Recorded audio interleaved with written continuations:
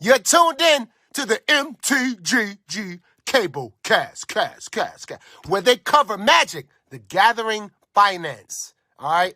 You don't know about it? You're tuned in right now and get ready to learn some shit. Buckle your seat belts and light a blunt and get ready for the MtG Cable cast.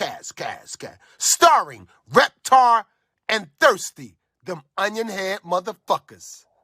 Alrighty, guys, welcome to the newest episode of the Cabal cast. So this episode, we're doing our somewhat non-traditional set review, where we just pick some cards that are undervalued, overvalued, or perfectly valued, and then going over how we feel about them financially, why we feel that way, what it is. So, should be pretty straightforward. And then, as always, picks at the end. Let's get it started. All right. So the first card that I was looking at was Titania's Command, and when I started looking at this card, I felt like it was overvalued at $4. And of course, that is the case, especially coming through release weekend. And we're looking at this at the Monday after release, and now it is all the way down to $1 and change. I do believe that for the time being, this is still overvalued. You and I are both of the mindset that this set is going to be very highly opened, and until this goes sub $1, maybe even closer to 50 cents, I wouldn't touch it. That said, I think this card is Nutter Butters in Commander. So Titania's Command is 4 double green for a sorcery. Like the other commands, you get to choose 2 modes. Exile target player's graveyard. You gain 1 life for each card exiled this way. Search your library for up to 2 land cards, put them onto the battlefield tapped, then shuffle. Create 2 2/2 green bear creature tokens. Put 2 +1/+1 counters on each creature you control. So, first and foremost, I believe that this card is almost always going to be cast for explosive vegetation plus mode. Yeah. So that means you're only paying a colorless and a green more for your secondary effect.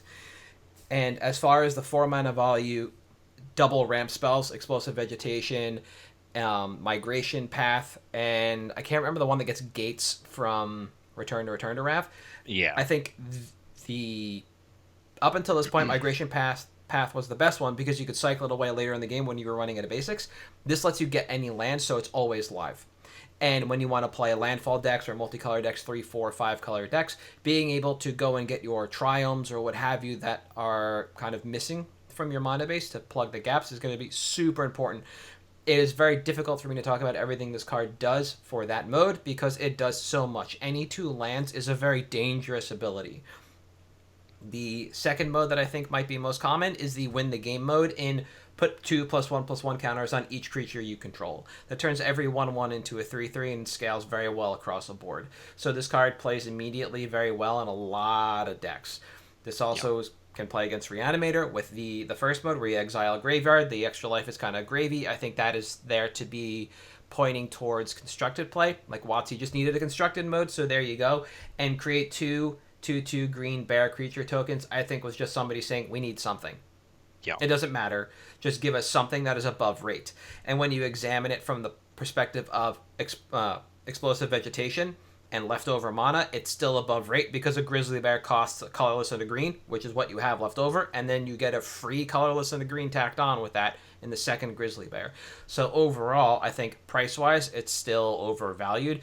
And I think from a play perspective, it's going to be undervalued for a little bit, and I think it's going to hit. I think I started off strong with my picks because I think this might be, for me, the card of the set that comes for financial gain. I think this is the card that's just going to eventually bottom out. You buy in low, and you'll sell this for $3, $4, $5 later on. Yeah, I think this one's really solid. I think of the cycle, which I think all of this cycle is good. I think this one is the best, specifically because of how it plays into like the casual side. Yeah. It has that ramp side. It has bears, which is a more popular theme lately. Bear Force 1 is a thing. Yeah. It absolutely is. It hits like the competitive side too with the graveyard removal, which is huge. And you say 6 mana is a lot, but in CEDH you have mana is so efficient that 6 is actually fairly reasonable sometimes. Also, Cradle's in the format. Come on, so guys. Why not? Yeah. So I think this one's really good. Similarly, the card that I think is overvalued is actually, well, it's got a known history. It's actually diabolic intent Mm-hmm. for the exact reason you just stated.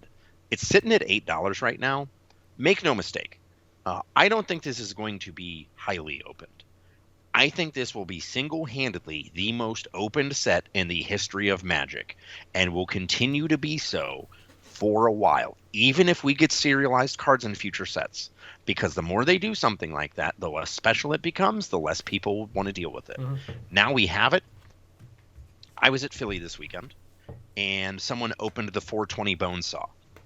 Immediately, every single collector booster in the room sold. All of them within 20 minutes were gone. The ones on Star City's prize wall, gone. This card, I don't think can really stand a reprint of this size that is being opened this widely. If you take a look at, you can just pull up stocks in your spare time and look at the price chart of intent every time it's been reprinted. Mm-hmm. We get a new floor. Yeah. Goes up for a little bit, and then it goes down below the old floor. Yep. And Yep. then there's a new floor that's lower than the last one. And that's going to continue with this. I don't think $7 is where this card ends up. I think that this ends up as like a $4 to $5 card. So if I'm you, I'm holding off on this one for probably about a month, because I think we won't necessarily see the same price drop Mm-hmm. that we have in the past. I mean, at this point, the pack foils are only $1 or $2 more than the non-foil. I don't think we'll ever see this card recover. Maybe I'm wrong, but now we know they're prone to reprint it, and it's a large print run set. Yep. We don't have the COVID production problems that we did. This card is going to tank. And I think it's like $2 in the next month before it recovers and eventually settles at its $4 to $5 floor. Yeah. I think the most important part of this card is the fact that it now plays in Pioneer and Modern, but I don't think that's actually going to float the card to where it is now. I think it's just going to drop, like you said. The question I have, and this is something I've discussed with a lot of people because everyone's excited for this in Pioneer and Modern. Oh, yeah. How is this better than Eldritch Evolution? I don't know that it is. There's no spell-based combo deck where you want this card. Yeah. In either of those formats. Yeah, because you still need to pay the mana to actually cast the spell that comes afterwards. So it makes more sense that this continues to be some kind of tutor in EDH. And the most immediate place for this is in the Yawgmoth deck in excuse me, in Modern, where you rely on your Undying and maybe Persist triggers. I don't know if things at all are in there. And so you get to get another bite at the apple, so to speak. But again, this goes in the deck after Eldritch Evolution because you want to go up. You want to climb the chain in that deck, and this doesn't do that. Like on turn 2, yeah, you could Diabolic Intent away your bird to go get the Thoughtseize for protection, but like that's just so much mana to do it so little. Yeah. And maybe in time something comes up and pushes this card, but yeah, absolutely, I don't see this card retaining value at all. At all. I just don't think right now it does. Nope. Unfortunately. No. The second card that I looked at is Liberator, Urza's Battle Thopter. And this is a main set card that I was not surprised to see, but very surprised by the art. So I think this card is actually relatively right in terms of price right now. It's floating between like $2 and $2.50, I think, when you check on TCG Player. And this basically, to me, is another Hope of Gearripper. So it's another artifact general that you want to suit up. 3 mana for a legendary artifact creature, Thopter. It's a 1/2. It has flash, flying, allows you to cast colorless spells and artifact spells as though they had flash. So a little more interesting than Hope of Gearripper, which has that kind of silence effect as the sack trigger or sack ability on it. And then this last line of text, which is the one I really like. Whenever you cast a spell, if the amount of mana spent to cast that spell is greater than Liberator Urza's Battle Thopter's power, put a +1/+1 counter on Liberator. So that's basically every piece of equipment grows this card overall. And I expect it to be played kind of like Hope of Gearripper is, which is a little, basically equipment-based decks and a little more popularity than Hope of Gearripper. Hope of Gearripper is a very single-minded kind of deck. It wants to do one thing, and that's put its opponents out of the misery of having to play Magic against it. But that said, because you do get to grow this card with Eldrazi, it opens itself up to a little more interesting gameplay. It allows you to use some weird Power Stone generators that are enclosed, the Karn from DMU, and instead of being in the general of 582 decks, we should see this, I would expect, in several thousand decks, still supporting an equipment-based theme, and it might take over that slot as the artifact general. Now, again, this is, I believe, kind of rightly priced for right now. Yeah. In time, if this actually does become a decent casual choice, which I think it could. I think so. Especially giving your colorless spells flash is very unique, so that again allows you to flash in your Eldrazi.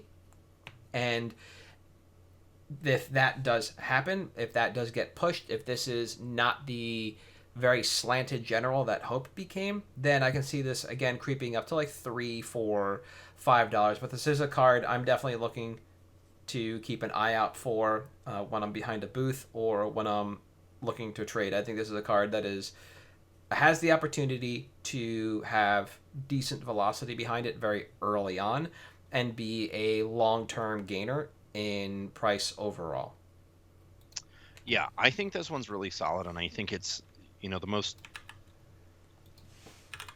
This is another one that's similar to Titania's command, has casual and competitive appeal to it. Yep. Obviously, there's not a whole lot of suit-em-up decks in CEDH, but Godo is a primary example. Yeah. This also just kind of gives some weird play-to-mud decks, because you don't just need Shimmermere. You can literally have Shimmermere in your command zone now.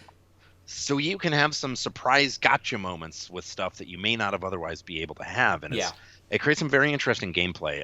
Also, the art is ridiculous, and I love it. Oh, yeah. It is. It's... What? It is oddly grotesque. Now, I love it. Yeah. Now, the reason I say this is right priced is because I want to bring up the Hope of Gear for price graph. You see it just absolutely tank, and this standard block was basically run by Smuggler's Copter and a bunch of cards that ended up getting banned or being the Scarab God. And once it rotated, it did a lot of nothing, and then people kind of figured it out. So it spikes, drops, and it's slowly climbing over time. Market is still about $2, but eventually that'll float up towards $3. And this is the kind of case where I think this is another one of those like Panharmonicon starts at the right price for Commander because people learned their lesson previously, and I think that's what's happening here. That's why I think Liberator is correctly priced. And so I think we will see it move like Hope of Girapur is now in time. It'll eventually go up. It'll be a decent hold, but it's not a card I want to stack like 100 of personally. It's just something I'm going to look out for because I think I can churn it. Yeah. I think that's very accurate. My next one, which I also think is appropriately priced, might be kind of interesting. So This is actually the Might Stone and the Weak Stone. So this is one half of the Urza Walker. Yep. So Urza Lord Protector is the other half. This one I think is appropriately priced because this is something that in EDH is going to be huge. This gives every deck access to removal for most things. Mm-hmm. And draw. Great. That's awesome. Importantly, this is the bottom half of Urza, so no color identity on that side. But that's true. At about $3, I think this is well priced because this is something that is big mana, dumb things. It's also a mana rock, which is pretty good because it doesn't notably come into play tapped. So you can cast this, draw cards, cast a mana rock, because the mana can only be used for non-artifact spells. Yeah. Or it can't be used on non-artifact spells, sorry. I also think something very interesting is going on with this card, and this is kind of a fringe mention because obviously the format doesn't have a lot of relevance to financial impact. Okay. Shops has removal now. Yes. For creatures. Pretty good. Yeah. Obviously, doesn't work when Collector Oof is out, but it kills other dudes. And draw. Yeah. Which is something the deck has historically struggled with. It's something that every Mud deck has struggled with. Well, it's an ETB trigger, so you can't draw, but you can kill the Oof. Yeah. With it, right? Yeah. So that is definitely worth pointing out. Again, I don't know if it's a huge push for Vintage, but yeah, that is kind of an interesting little aside. It's like when you see Spine of Isha pop Yeah. up in Vintage or Legacy. It's there to take care of a very specific problem, and this might replace that in the like the deck quote unquote Yeah. box, like the Teamer box or the Mud box, whatever you want to Yeah. look at it. Like this is just another tool in the belt for a time that may or may not happen. I actually didn't realize that there was removal on this, and that makes it pretty interesting overall to me.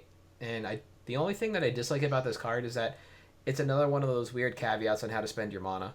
Yeah. Can't be spent to cast on it. The other interesting thing about this that I think is relevant is that both of these being ETB triggers means it plays very well with cards like Saheeli that allow you to blink or duplicate artifacts. Or Rings of Brighthearth is activated. Never mind. Activated, yeah.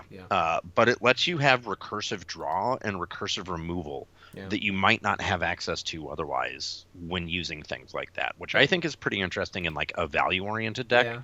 This is something that's significantly more casual. But I think that long term, this card ends up being in this $3 price range. And the really interesting thing is that right now the foils are worth the exact same as the non-foils. Mm-hmm. Now, let me say, when I say long term, I mean in like 12 to 18 months. Yeah. This will be the correct price. Okay, yeah. It's obviously going to drop. Like everything we're talking about here is going to drop in the next week. Yes, yeah. We're recording this the Monday prior to release. So. Yeah. So while everything's listable on TCG Player and everybody's able to buy their boxes, not everything's able to ship, and not everybody actually wanted to crack their stuff, is what we were finding. Yeah. Yeah. Yeah. What you got next? So I was looking at 2 cards for my underpriced slot. One of them was Visions of Phyrexia, which is like currently bulk, and my concern is that I don't think it's ever going to come back from bulk. So yeah, that is absolutely well priced, but I don't know. I like talking about Outpost Siege because it's a good card, but that it just does nothing. It's not like. It's not an interesting card to talk about when they reprint it for the umpteenth time and you get a Power Stone. So I'm going to talk about Gwenna, Eyes of Gaia. And I mentioned this in my sheet. I just have the words ding ding written next to it. And I honestly forgot why. So right now, the regular set version is priced at $1.30. And my assumption is that we're going to see this go up in price. And it's going to be for any number of reasons that are basically all because of the trigger. Now, I say any number of reasons because this could be constructed play, standard, maybe a little bit of Pioneer in the mono green list, or EDH.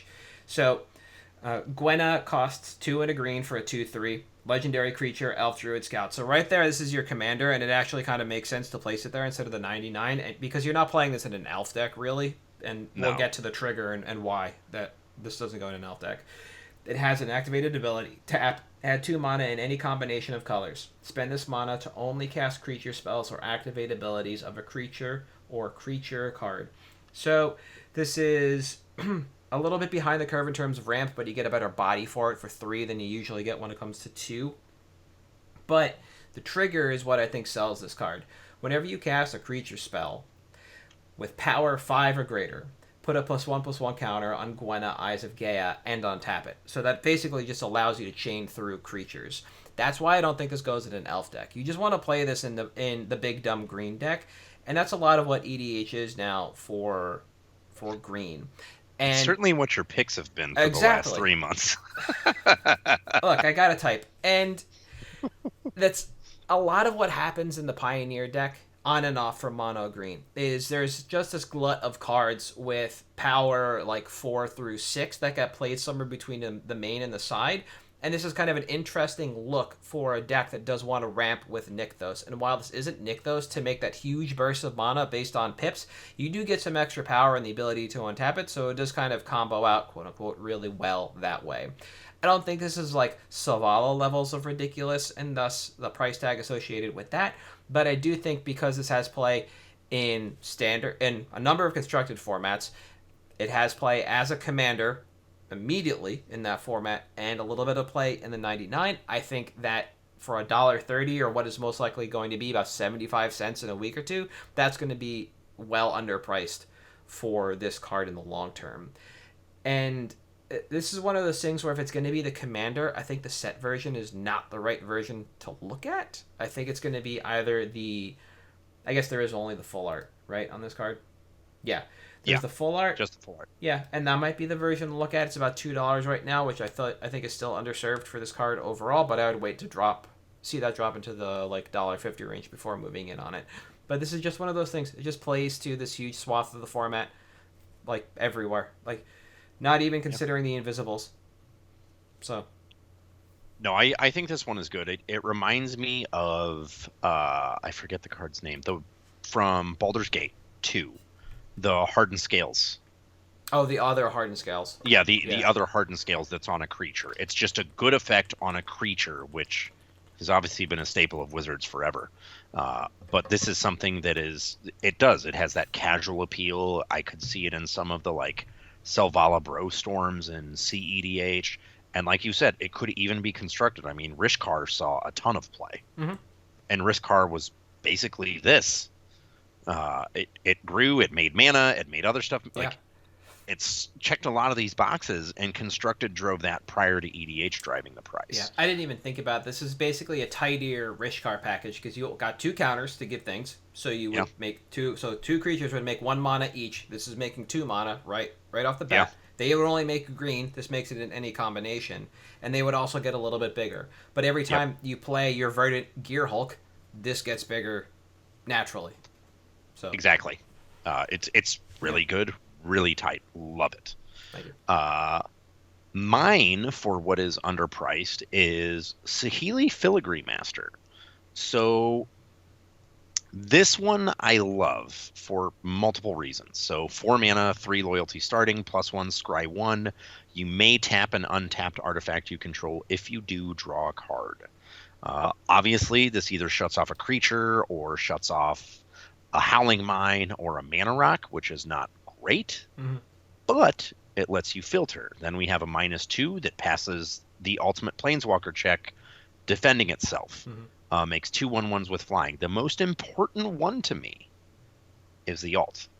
At only -4, you get an emblem with artifact creatures you control get +1/+1, and artifact spells you cast cost 1 colorless less.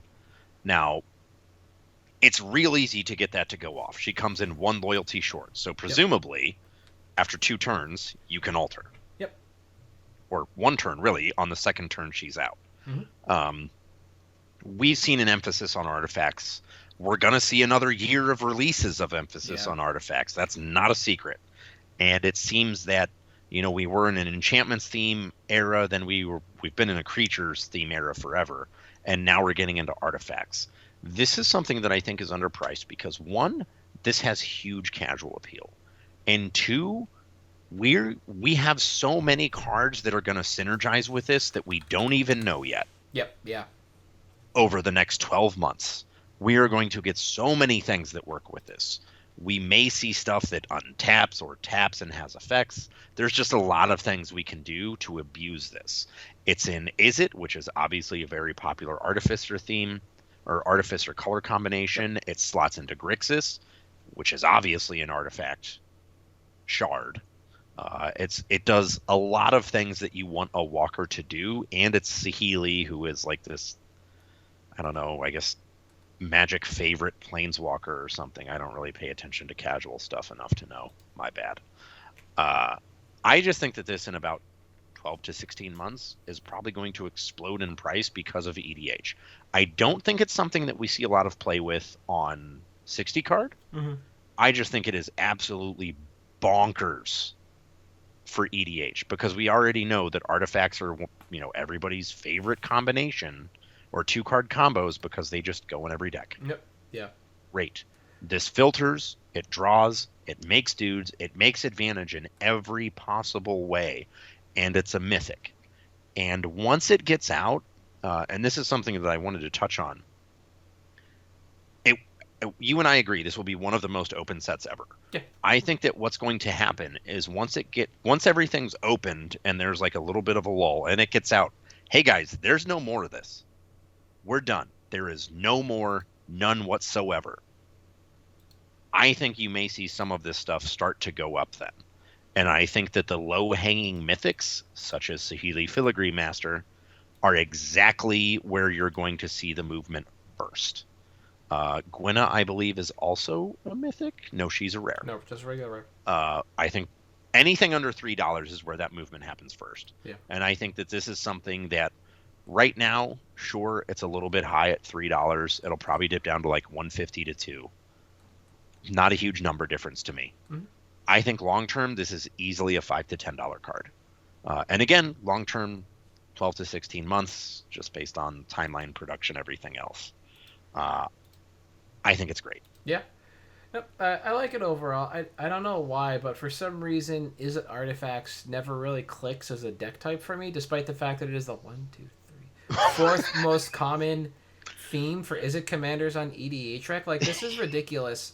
If I bring this up, Spellslinger almost doubles the next deck, which is Treasures, which is basically artifacts. Artifacts. And between those two is Wheel, which is basically not Nezahal, Nekasar, and like Nekasar, the Locust God, like yeah, and a little bit of Niv. Anything that pings when you draw, like that deck is so narrow, but there's 6,000 people playing them. The more they refine this, the more I like that it happens, because there's this really long period of time where they just made really weird artifact generals that don't quite make sense. Like, I thought Dalekos was going to be a lot better than it was, and that's all the way back in Theros Beyond Death, like 4 years ago. I thought this card was going to be the bee's knees. Tap, add double wingding. Spend this mana only to cast artifact spells or activate abilities of artifacts. Equipped creatures you control have flying and haste. That seems really strong to me. It costs a colorless and is it for a 2/4. That's it. Yeah. That is a lot. Seems very much above rate. Nobody plays this card. 166 people command their deck with it. It's Joyra otherwise. Joyra's leading the pack by so much. It's not funny, but the more they do this, the more they help kind of they separate the wheat from the chaff when it comes to this theme. And I think continued refinement is really good for this theme. Yeah. Like, remind people that Izzet does more than just play instants and sorceries. There's a lot of love here for artifacts within this color pairing. And the more they give people better tools to play, the better and more intricate themes you can play within that. Otherwise, decks begin to look very much the same, i.e. the wheel joke that I just made. And it's very interesting because like you said, it's such an under the radar theme for Izzet, but like Artificers, that's what they are. Yeah. Has been. Absolutely. And it's something that when we get artifact themes, inevitably one of the most forced multicolor combinations is blue-red. Yes. Without fail. Saheeli Rai came out in Kaladesh, which was an artifact theme set, and she was Izzet. Mm-hmm. The other one was Tezzeret, who was black-blue. Yeah, absolutely. And like, the top cards, and that has nothing to say about the abilities on this card at all. The case that we've seen for a Planeswalker that emblems this quickly in parallel is Gideon, Ally of Zendikar, that comes down and zeros to make an emblem with when creatures you control get +1/+1. You pay 4 to make a Gideon, to zero Gideon, to make emblems that stack. And you can do that with this Saheeli Rai. It takes 2 turns, though. 1 more than Gideon. Fine. Sure, not a big deal. But it is not just what Gideon does for artifacts, to creatures for artifacts. It is actually adding on one of the most popular elements of the artifact deck when you actually just look at like top cards in this theme, and that is reducing the cost of your artifacts overall. And that can't be understated about this card, is that emblem is like sickeningly good if you can drop it early in the game and then pile on additional effects like that. And it is incredibly powerful and allows you to move forward with that game plan. And stuff like this just continues to hone in on that theme and say, like, yes, we're going to be a good deck. We're going to be aggressive. We're going to play a lot of mana reducers to get a lot of our larger artifacts into play faster, so we don't have to play a million rocks and spin our wheels until the end of time. And this card says a lot about the theme that it looks like they're trying to push without in so many words placed on the cards itself. So just real good. Yeah. All right. So that's it for me for this stuff. I got a bunch more picks I'll probably discuss in the Discord this week and next. Same. Because I had like 7 or 8 more that I was thinking about, including Diabolic Intent. Yes. But are you ready for picks? I am. And you know what? I'm going to go first Yes, please. because my pick kind of piggybacks on having more picks. So my pick this week, and this is in my trend of recent picks, more of a market trend pick than anything. Yep. The Ashnod's Altar schematic card from Brothers War. Yeah. I'm specifically foil non, doesn't really matter. The same applies to both. Yeah. I'm going to bring up the stocks graph, and I want to mention for the people watching that you're going to see the art for the retro frame, but rest assured, it does say schematic in the top left, and we verify that the TCG player link on this page does go to the schematic, so this is just a visual issue. Continue on. Yeah. So, as stated, this is going to be the most open set ever. It's going to be absolutely ridiculous. Right now, we have this card going for $15 in foil, $6 in non. Buy list a month and a half ago on this card was $7 before we knew we were getting a retro foil printing. Why? Because it's one of the most played cards in EDH. It is not particularly close. This card's insane. It's ridiculous. Obviously, Soul Ring, stuff like that is more played. Ashnod's Altar, when I say most played, I mean at every single level. Yeah. Competitive, casual, invisible, type X, whatever you want to call it. This card sees play. In about a month or two, when these cards bottom out, and you can get the schematic foil for probably $10, non-foil for $1, or the regular old border one for probably $10. That's when I would be buying it. Okay. Because, again, these cards are going to be worth way more than that. Yeah, absolutely. When Ashnod's Altar first had a foil printing, which was, if I'm not mistaken, Eternal, I think? Yes, Eternal. Yeah.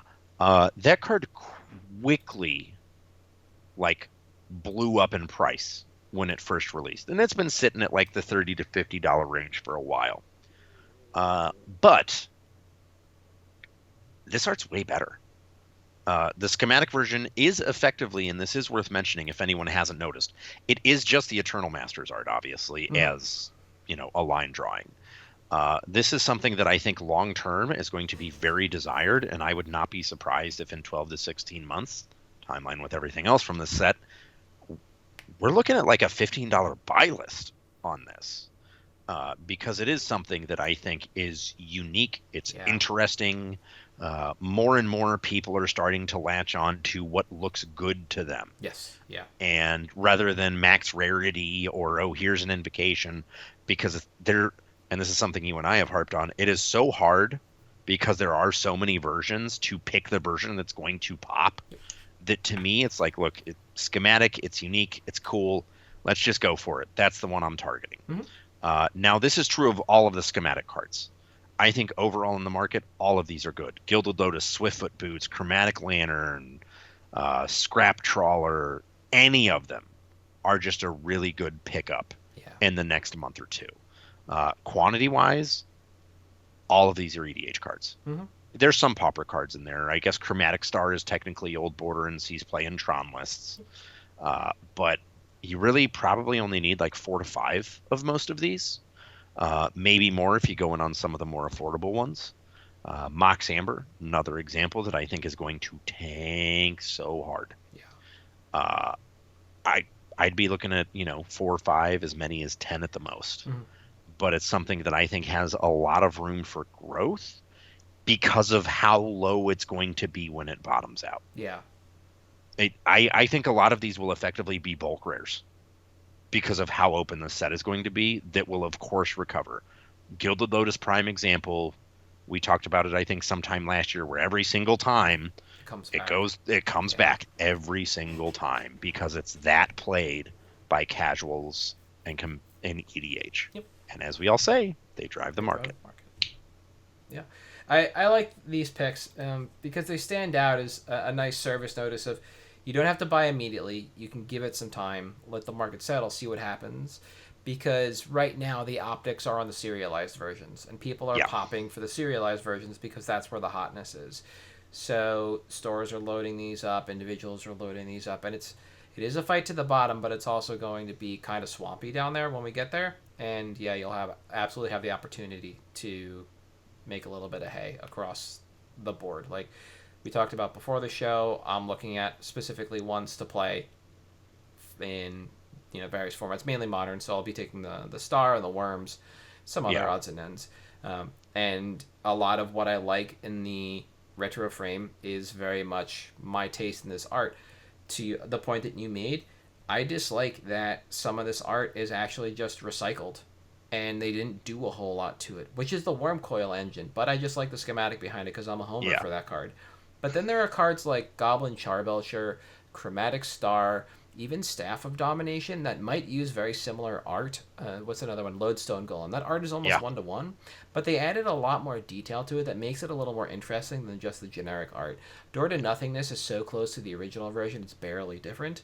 And it's that kind of bothers me and speaks to that point of like art is for the individual, absolutely.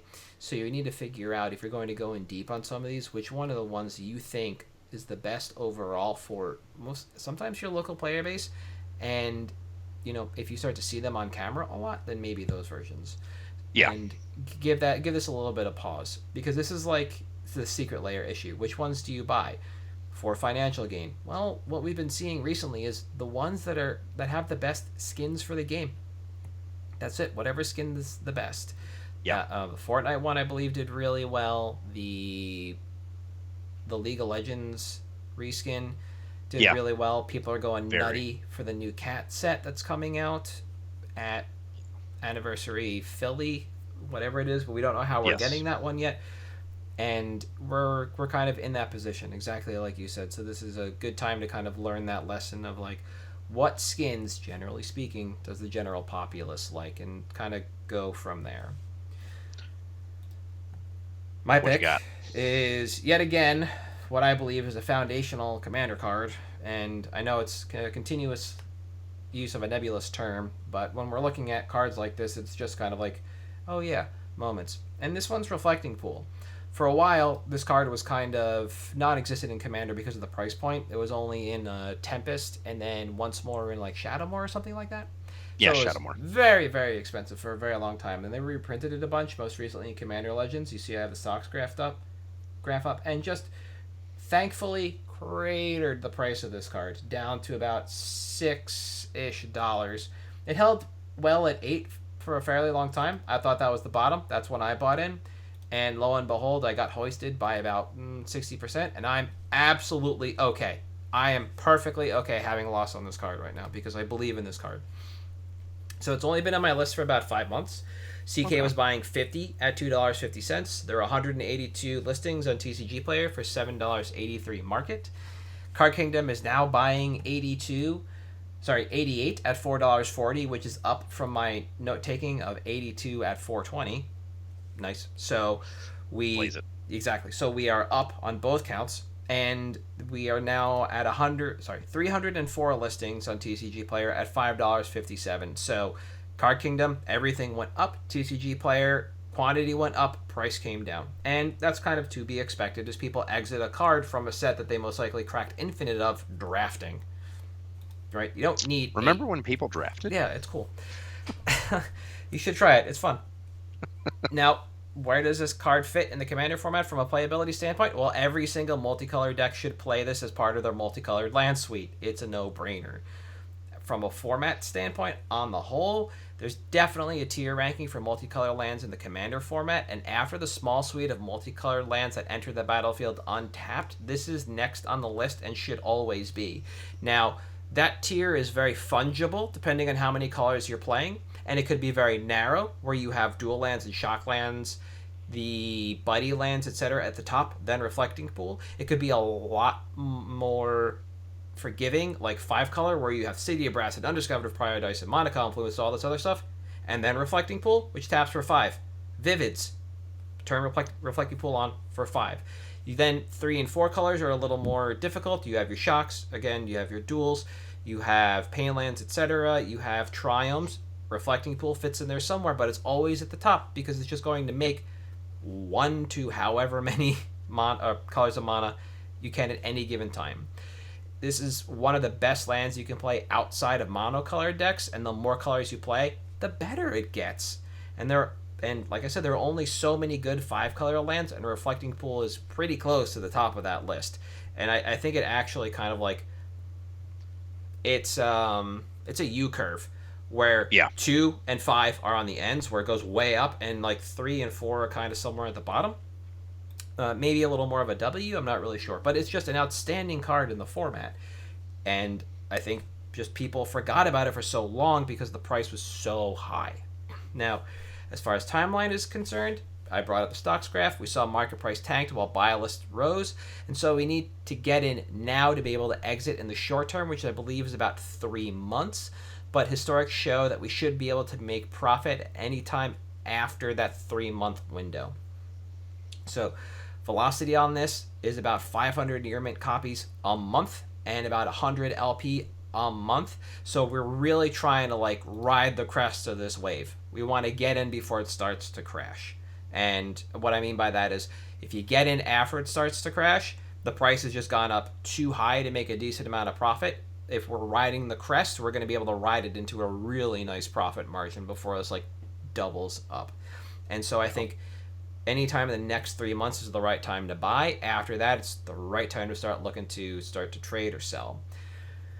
Reprint equity is kind of interesting. WotC has proven time and time again that they don't want to put this in Commander sealed product, but a supplemental here and there. So I'm not too worried as demand will always remain white hot for this card, but I don't know how many more supplementals they're going to want to put this in. We saw it in Baldur's Gate as opposed to have any of the other opportunities for draft, even down to like Conspiracy, where I don't think we didn't see this in Conspiracy. It wasn't Conspiracy. It wasn't Conspiracy, right? yeah. Like, but that was the last reprint prior to Baldur's Gate. Yep, there it is. This is modern playable. It could have been in any of the modern sets.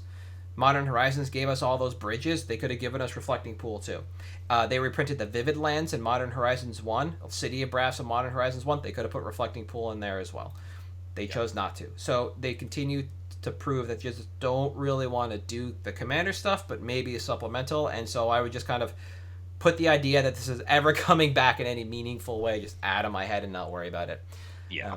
As I mentioned, I kind of hoisted myself, but I bought about 3 play sets shortly after CLB release. And at this point, I think the ceiling on quantity, as far as ceiling on quantity is concerned, that's probably where you want to be. I think 3 play sets is like the max you're going to want. You know, that's 12 copies of this card. That's not illiquid as far as outing them to locals is concerned, but it makes it a little more difficult to try and make profit through trade before buy a list, because again, this came from a draft set that was out not too long ago, and we're seeing those drafters list this card. So I expect that means locals are kind of flush, but if they're in binders, scoop them. Yeah, I've noticed, and you mentioned being in binders flush. This is something I cannot tell you how many times I've seen in somebody's binder and used to even out a trade. Because it's something that I know immediately I can get rid of to somebody. Someone somewhere will want this card. It just has insane liquidity. Yep, absolutely. Like we can see the numbers on TCG Player. I just run the little tool that I built that our patrons have access to, and you can see very clearly how, like the velo on this card. And I'm not upset that it's taken this long. I'm actually kind of happy, because that means that like supply and demand are right where they need to be, and eventually we will turn a corner. And I believe that is just coming within the next 3 months. Yeah. And that's where I would want to be. Moreover, as a player, not even a speculator, we've had this trough here for so long, and we can see when you zoom in that market is finally starting to turn. That just buying your copies now is the right time to do this, because it's not going to get any cheaper in the immediate future. So I would, even as a player, just move in. You could go with, like, you want to call it the Commander playset, the Gentleman's playset of 5. Yeah. By all means, go for it. This should be an easy pickup and an easy flip at some point. And I just think now that it is back in, the Commander zeitgeist, this is our opportunity for this card, and I would not expect it to come again. So not for a while. And I think the interesting thing when you mentioned reprints is that in Modern Horizons we got the Vivid Lands, but was it Modern Masters? Yeah, sorry. Yeah. The first Modern Masters was the Vivid Lands and City of Brass. In City. Yeah. Well, that would have been the point to reprint it, because that was literally standard 5-color control back in the day. During Lorwyn Standard was Vivid Lands with Reflecting Pool. Yes. That was how you got 5 colors, because Reflecting Pool was an automatic 5-color land. Mm-hmm. If they didn't reprint it, when they literally had a constructed basis to print the card for limited, I don't understand, like, I don't think we're going to see it in another big set. And I think that this is also one of those cards that, as more people come to the game, just gets more and more valuable.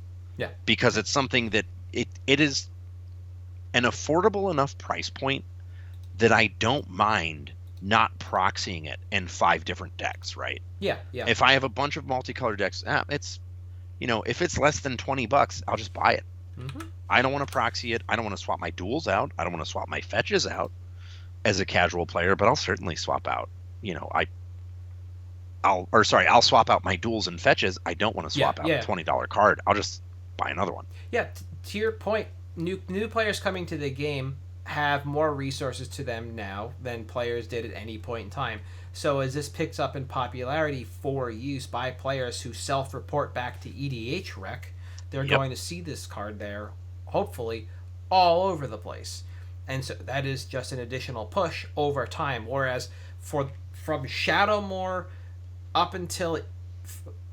I don't even know what happened with Conspiracy, why it just didn't pick up there. But from Shadowmoor all the way to now, people just didn't notice that this card was an option. So it wasn't really floating around in lists. Now with the Baldur's Gate reprint and just like the absolute crush on price, it's the time to go. Absolutely. Yeah, I think it's really solid. It's something that I also think it's one of those cards that kind of gets forgotten as well. Well, that's why I think it was like... You don't think about it till you need it.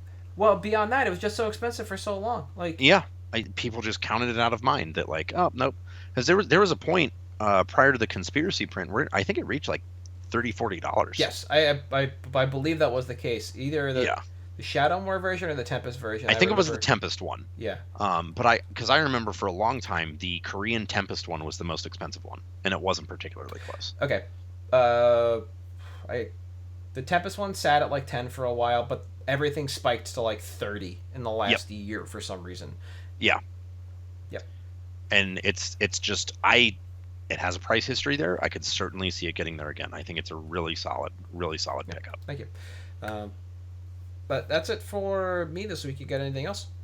Nope, I'm good. All right. Then we are at MtG Cabalcast on Twitter, Facebook, Patreon, and YouTube. If you want to get in touch with me, I am at Halt I am Reptar on Twitter. You are... at Thirsty Sizzler. We'll see you next week.